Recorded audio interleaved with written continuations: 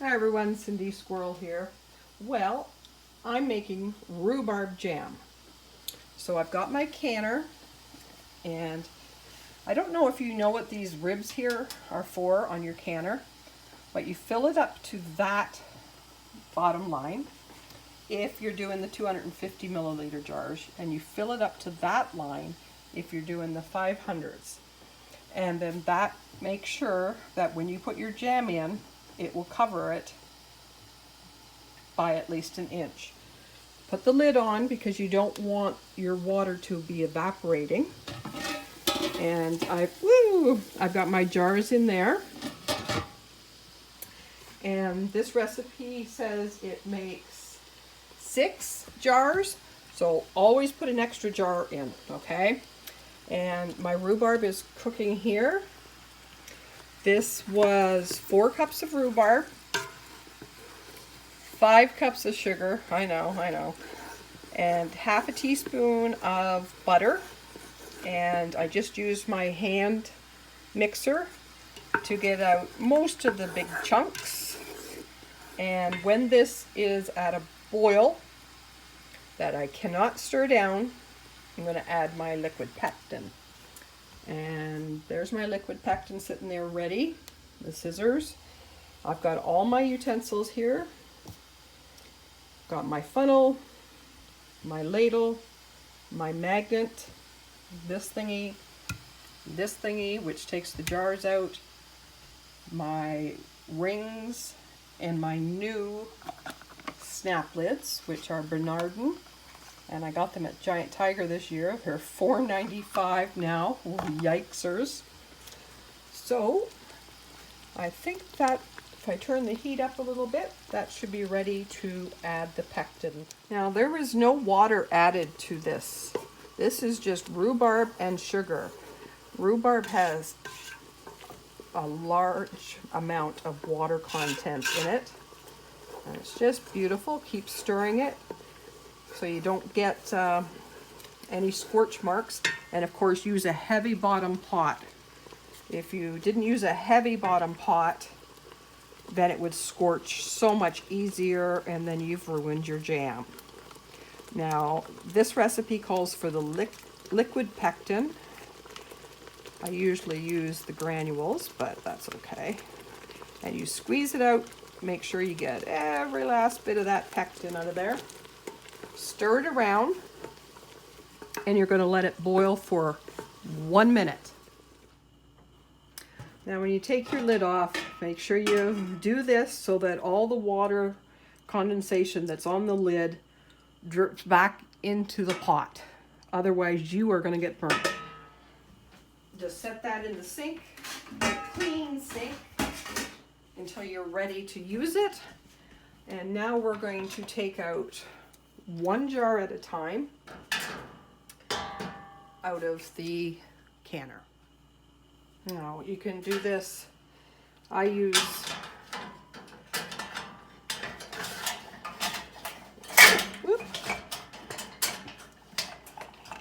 raise them up out of the water is a lot easier.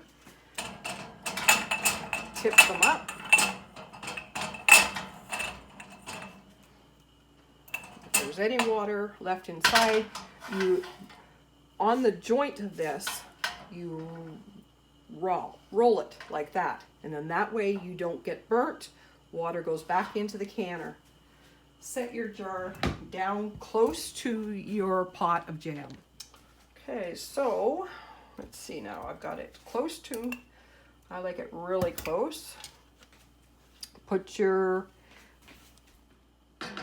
just sterilized this in the boiling water. Just sit it in there.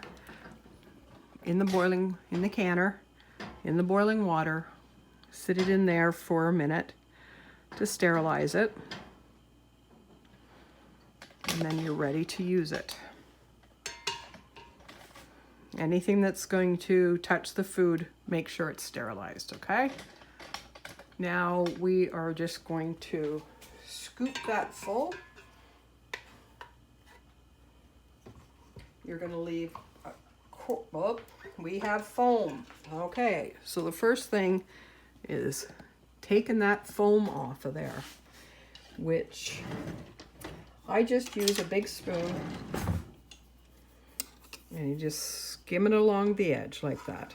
Just take your foam, take it all off. See?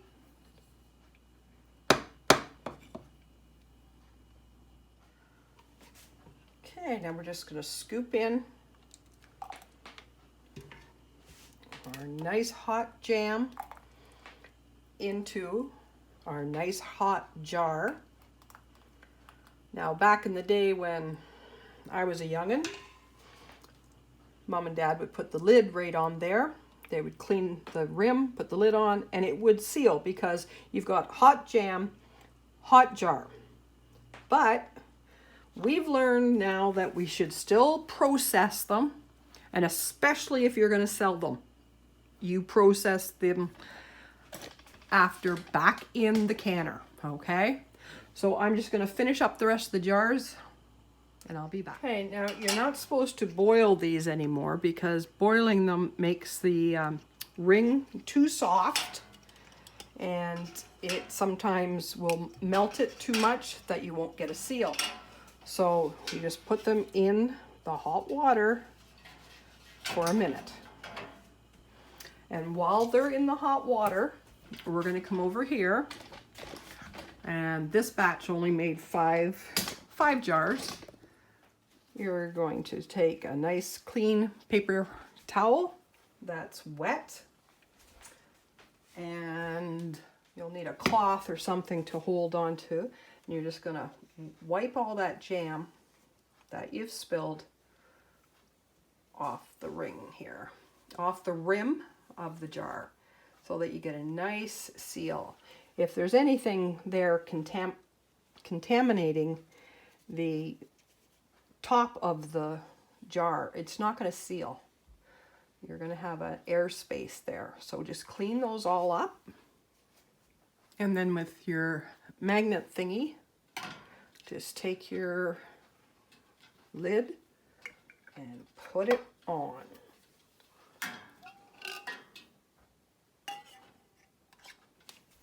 Now turn your gas back on under the canner. Put it on high. Now raise your rack up using the hooks to hook it on the side. I see I've got a mosquito in the house. That's not good, but now take your jar. Take your jar ring. Put it on. Now, you are not going to crank this. You are going to use 2 fingers, and you're just going to tighten it. 3 fingers, I guess. And that's as tight as you get, because this will loosen off, and this will burp. If you crank that on, this can't burp. The air is in that jar, and you don't want that. Okay, now that we have all the jars in there, carefully and straight down, put that in the water. Okay, put your lid on. Now there's a couple ways to make sure that you have 1 inch of water above your jars.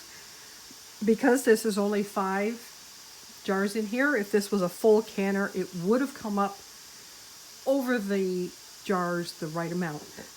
You can quickly boil a kettle of water and dump in there, or sometimes I use a mason jar and I fill it with hot water out of the tap, put the lid on, and put it in there. And you just add enough of these jars of water to rise your water up so that it's the right depth. And now we're going to put the lid on here, and after it starts boiling again, we're going to wait 10 minutes. We're going to let it boil 10 whole minutes. Now after the canner has boiled for 10 minutes, you shut the heat off, you take the lid off, and you wait 5 minutes before you take these out of the hot water. And when you take them out, make sure you go straight up. You're going to be tempted at this point to turn it and dump the water off. Do not. Straight up, straight down. In about 2 seconds, that water is going to be gone. It's just going to evaporate so fast. Now put them on a heavy towel, because you don't want to put really hot jars onto cold tile or a cold anything, okay, because they could explode on you. Okay, so straight up and straight down, and then when they're cool enough to touch, you take the band off and you leave the band off. It's sealed. You can see I have hard water, but that's no biggie. But you can see there's a perfect jar of jam. And store it with the lid off, the band off. Because then if it unseals, you know it unseals, because like the lid will just fly off. So that is 10 jars of rhubarb jam I've made today.